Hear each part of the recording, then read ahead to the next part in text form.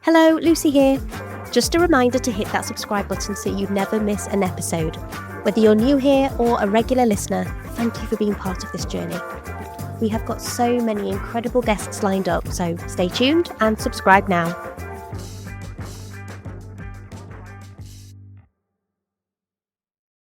Is this a game? Yeah, it's kind of a game. Let's do it. The card that's come up for you today is Everything I Need is Within Me. Yeah, I agree. And that's so that is so me. I always talk about that. I always say that everything that you want to do, everything that you need is always within yourself. You just have to find a way to cultivate it and get that out of you. What do you think? I absolutely agree with you. I think every challenge is an opportunity for personal growth, Yeah. and professional development if the challenge is within your profession. But even so, there's cross fertilization, isn't there? But yeah, I think we've got everything we need within us. Like you say, we just need to Yes. cultivate it. Yes. What a lovely card to start with. Do you want to tell our listeners who you are and what you do, first of all? Yes, so my name is Urmi. I am based in Montreal, Canada. And as I always like to say, I am a corporate professional by day and a creative soul by night. So I do work in finance. It's my 9 to 5, and I'm a proud woman in finance. And besides working, the things that I do after my 9 to 5 are quite massive. I am a self-published author, speaker, YouTuber, a female mentor. I'm a podcaster myself. And I am also the co-chair of an organization called Women in Leadership, and I am part of the Montreal chapter. So I do have a quite busy and I would say productive schedule as well. Absolutely. And, when I was doing my research for today's episode and our conversation, I was looking through your socials, and I loved the In the Life of Urmi, the video that you did, because wow, you do a lot during the day. Talk to me about what your day looks like, 9 to 5, and then what it looks like 5 to 9. Yeah, I would say my 9 to 5, it's pretty static, meaning that, I wake up at my usual time, 7, get out of by 7:30 and start my day at 8:30. And usually between, I would say 8:30 to 5 o'clock, that's what I am in the office doing my work. But I also take time, let's say during my lunchtime, to go for a walk, to really like disconnect from my day-to-day routine and to do something where I'm like taking a fresh breath of air. And then as soon as my work is done, I usually go either to the gym, which is very, very important. It's like my religious moment. Like no one can bother me in that moment. And I block the time when I have to go to the gym. Or sometimes let's say I am like recording an episode, or maybe I'm having a meeting for the organization that I volunteer for, or maybe I'm writing an article. But everything that I do is pretty diversified each day. Like I don't do everything in one day. It's quite spread out. So let's say one day I am having a meeting. The next day I am, let's say, having a mentoring session. The day after, let's say I'm going to the gym. The day after I'm like writing an article. So it's like I do a little bit of everything, and I make sure that it's not feeling like it's overwhelming. Instead of doing everything in one shot, it's like quite spread out. And then the weekends are really the moment where I am like really just taking care of myself. So again, I go to the gym. I'm not taking any calls usually. I'm really like separating those two things, my corporate and creative side are only for the weekdays, and the weekends are just for me. And then on the weekends, let's say I'm taking time to like bake or cook something, that's how I like to have that kind of balance. Mm. And what I'm hearing there is that everything that you do is so purpose driven, like it's really purposeful and very intentional. And for me, as a creative and somebody who works in education, I've always found it really difficult to keep those parts of my life separate and to find that Mhm. balance. But it sounds to me like you found a rhythm with that. Yeah, and I think it's about sustainability, because sustainability and putting a boundary. Because I think when you are, let's say, having a day-to-day job, there's only so much that you can do within those hours, right? Especially if you have to show up physically, you cannot do other stuff while you're like being in the office and so forth. But as soon as you're like done with it, you have to be intentional about what you want to do with the rest of your days. I think for many of us, usually we come home, we just sit on the couch, we watch TV, but you can do something in that moment, and it doesn't have to be for the whole afternoon. It could be just for an hour where you're like, I don't know, let's say like reading a book or maybe, learning something, taking a course, but there is an intention behind it. And I also putting like a time boundary, like you have to put on your schedule that this day I want to do this. And then when you're writing it down or when you put it down somewhere, you tend to do it. You tend to stick to it. That's why I always say doing a to-do list, putting something in your calendar, you are more propense to do it rather than not like putting it anywhere. And I think also with the time, it's important to keep that separation between what you do, your 9 to 5 and your 5 to 9. Because, sometimes we get so caught up with our 9 to 5 that we like stay extra hours, we do, additional hours at work. But at the end of the day, you can only go so far with the work. Like the work will always be there no matter how much you work. So it's always important to like just do what needs to be done. And then, intentionally like taking a break and be like, okay, I will do the rest tomorrow. And now it's time for me to dedicate by myself. It's also about putting yourself as a priority and not always using that as an excuse. I have so much work. Like we all Mm. do. Yeah, absolutely. And did you always intend to go into finance? Was it something that was always in the plan, or did you come to that later on in your training and your education? So no, it wasn't always in my plan, meaning that I never came across the word finance when I was in high school. I thought that I was going to become a therapist. I thought that I was going to be a tourist guide. Like I thought about all of these things. But then when I started to like go to university, I was in international business. Like I was always in business, but I realized that I did not like that major. And finance was my minor. And I knew that like in the financial markets or in like in the financial sector, there were going to be a lot more opportunities, job opportunities. So I told myself, I think maybe it's time to see if I would like finance as a class. And then I basically took a class.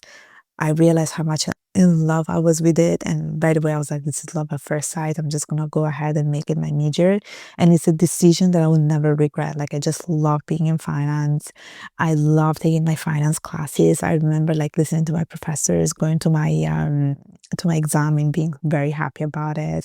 Like, even when I had to graduate, it was quite of it was a disaster for me, like emotionally, because I was like, oh my gosh, I'm not ready to graduate.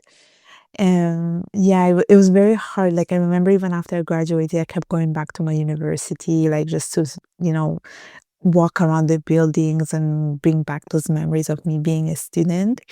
And then I told myself, what I liked about finance was the studying part. And I told myself I can still do that, even if I'm not, officially a student. So I took like additional courses, I did certifications, which really helped me to be where I am right now. Mm. And that love of learning, I think, is definitely something that resonates with me. Your love of books, travel, learning, and coffee. Tho those 4 Yes. things, those 4 things. Not so much going to the gym, I am working on that. But good coffee, like, and meeting up with friends, like, you have friends that you've been in relationships with since high school, haven't you? And they've supported you all the way Yes. through, and you meet up with them a lot, don't you? Because travel's such a big part of your life as well, isn't it? Yeah, so my closest friends are my friends from Italy, and these are my high school friends. And I do travel a lot. That is true, and coffee is always part of me. Like meaning that no matter where I go, I always like to try the local coffee and make a comparison. And like I'm very much if it, I don't know if you have ever been to LA, but they make the best coffees. Like it's really really good, like really good. And it's very good. Like, and they come up with this like different like drinks, like with their coffee, like Spanish latte, and then they do all these like fancy things, but it's very good. Which like I don't even like sweet drinks, but whatever I tried over there was really good. So, so yeah, yeah, travel is a big part of me. I think it's another way of learning. It's another way of seeing things. It makes you also more human, I would say, because you get to see a little bit of the lifestyle of other people, things that you maybe would not think of, and then you see how they live. So there is Mm, also learning part that comes with it. Yeah. yeah. And I think, like you said, meeting new people, having those experiences, trying things that you wouldn't necessarily try, and realizing that actually you quite like that coffee. Uh, it is part and parcel of this sort of quest that we're all on, isn't it? And at the start, when you were explaining your role and how you sort of divide your time, you do a lot of work with women and girls, and informing them, inspiring them in finance, in sort of having that and empowering them. And I was wondering how your creativity as a tool shows up in those moments when you're working with your organization as you volunteer, and you're mentoring as well. Yeah, I would say it's simply one word, which is storytelling. Like, I think that when it comes to creativity, it's more about, I would say it's more about being more, like, it's about being emotional and it's about vulnerability. And I think a big part of creativity is storytelling. So when I'm connecting with other women from like different organizations or women who want to be mentored, one thing that I always do is like just tell my story. And that way, I'm creating a connections, and I also give, a platform to the other women to also share their stories. I do that with my podcast. I also do that through the mentoring. I always tell them, stories are important, and I think creativity shows in that sense. You're connected emotionally with other people, and you bring together other people.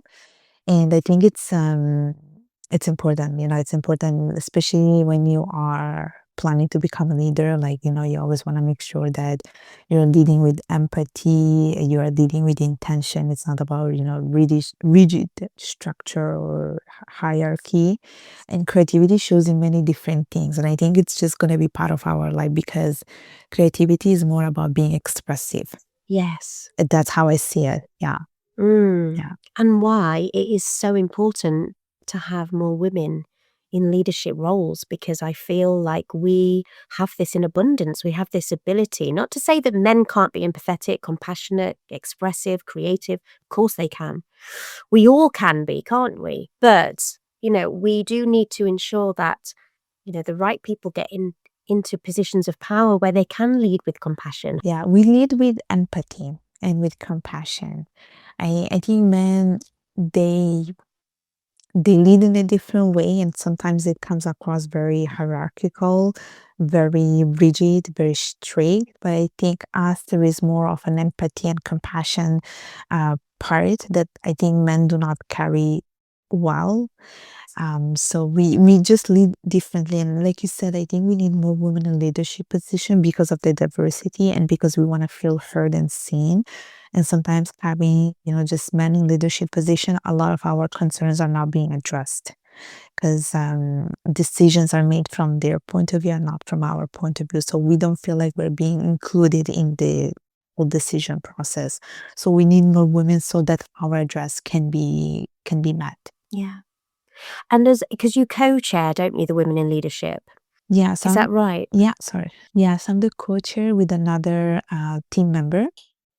So we run this organization, but we are a team of 4 people. So we have like a mentorship lead, we have a social media person, and then there are two co-chairs. So our chapter was dormant for a while, and now we are back on it, and we're planning to like launch an event for Women's Day or International Women's Day, and we want to bring together like a panel session. We want to bring together the women of Montreal so they can connect with each other because there is a lot of demand in the city, but also in the country in general, where like women wants to get together with other women. Mm. And the goal is really to have this conversation, sparks this conversation about, the struggles that we go through or how can we, empower ourselves. But the whole goal of women in leadership is really to basically help the women in the community to become the leaders that are meant to be.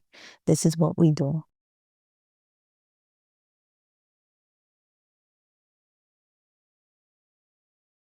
Can you tell us a little bit about the podcast? Yes, so it's called Stories Beyond Borders. And basically it's a platform of storytelling about migration stories. So it's about people moving from one country to another, why they move, the struggles that come with it, how did they, go through adversity. It's about language learning, it's about things that they have learned, it's about also cultural identity, because many of the people who move around, sometimes they have this lack of what home is, because they kept moving. Or maybe, they are not able to find out what their identity is. Like, are they, let's say British, or are they, let's say, Italian, even though they were born and raised in another country. So there are things that come up. And the more I interview people, the more I realize it's a common theme that we all go through, finding, what is home? Is it a feeling? Is it, the place where I was born? So I created this platform so that people can share their stories. And it's been really eye-opening for me, because there are things that I did not think would happen, but they did happen. Like, there was this person that I interviewed who said that she had to move from her home country during the war, and we're talking about many years ago. And she only had like one teddy bear in her hand, and then she like took that when she was like trying to escape. And it was quite eye-opening, because I was like, oh, this I thought that these things only happen in the movies, but they do happen in real life. And she was telling me how, like, now every time that she thinks about, escaping somewhere or something, like, it's that like that moment in her life where she's like holding her teddy bear comes to her mind. So it's yeah, it's another way to, like, connect with other people, be more like empathetic towards other people, because it's not always, you know, beautiful the way we think. And there was another guest who shared her story about being biracial. So she's like half white and half black, but she doesn't look black. And sometimes she feels like the fact that she didn't look black gave her a little bit of a privilege when she went to school, but she also felt like that she was not telling 100% of her story, because she was half half, and she wished that she looked a little bit different. So it's quite interesting, yeah. Wow, what an incredible platform to provide for people. And like you say, it really is an honor, isn't it, to sit with somebody and listen to their story Yeah, you know, very. allow other people to hear that and develop with a greater sense of who we are in relation to the other people, to the other people that we're meeting. Um, it's fascinating, and I absolutely agree with you in terms of the concept of creativity and this idea of storytelling. As you start to look at how you're going to develop and your quest with your creative work and with your professional work, where is this leading? Like, what do you have any plans for this year? Like, what are you looking forward to? So where is this leading? That's a very good question. Here's the thing: when I started all of these things, I didn't know where this was going to lead. But I think the more I did, the more I think I got of an understanding of what I like to have and what I'm good at. Because I feel like creativity can come in different forms, whether it's writing, speaking, having a podcast. And for me, when I started this journey, it's really started with like a blog, which I eventually closed because I did not feel like there was a fit. And so it was a learning process. It was like a trial and error process to eventually find, what my direction is, which is, speaking, having a channel, having a podcast. And and I know for sure that I do want to continue with this theme of like storytelling. And I know that I do want to keep growing my creativity side, because it makes me more human, I would say. So it makes me more human, and it gives me the ability to express myself in a way that maybe I cannot do it, let's say, in a corporate structure. Although I still try to bring that side there as well. Um, and my goal is, to continue exploring that, to maybe, I would like to still publish a second book, for instance. I do want to have my podcast still give a chance for people to share their story. And maybe one day I'm hoping I can deliver a TEDx. That's my goal as well. Ah, okay. So we're putting this out there into the universe. TEDx, this is it. We're coming for Yeah. you. um, Yes. can you tell our listeners what the book is and what it's called and how that came to fruition? Yeah, so it's called Discovering Your Identity, a rebirth from your inspirational struggle. So it's sort of like a memoir or an autobiography about myself, where I talk about the Bengali culture and the Italian culture, and I make a comparison between the two. So for those who do not know me, I was born and raised in Italy, and both of my parents are from Bangladesh. And so I went through a struggle where I felt like I did not fit in. Like I felt like I did not feel Bengali enough or Italian enough. So I'm making a comparison between the two, but I talk about it from a perspective of a South Asian woman. So I'm talking about, my experience growing up, from going to school to Italy, to having friends who were just Italian, to talking about religion. And then eventually I come to the conclusion that, at the end it's just about embracing your cultural identity and taking the good from each side. So for a while, I was neglecting one side of it, like one culture, but now I realize that it's my strength, it's my power. So I should like be able to embrace them. But it took me a while to figure it out. And I still published the book in 2022, which I didn't think was going to happen that soon, but it was again my way of like telling my story and expressing myself. And I felt like it was important that I did that. And I chose to do it through a book. Yeah. We will put all of the links to your podcast, to the book, to your Thank you. wonderful work with the Women in Leadership Foundation as well. Put them in the show notes. What have you got planned for this afternoon or this morning, should I say, with you being over in Montreal? I do have a lot of things planned. I have a to-do list every day that I have to like make sure that I stick to it. So I will be after my work, I'm planning to like work on my Spanish. So I'm taking Spanish courses. So I have to do my homework, and then I have to write few articles for different organizations. So I'm gonna be busy in doing that, and then I will call it a day, like around 8 or 9 o'clock. Yeah. Urmi, it's been absolutely lovely talking to you. It's a pleasure to meet you. And Thank I'm you. so glad we've connected. I am going to be following you and cheerleading you as you do with everybody else.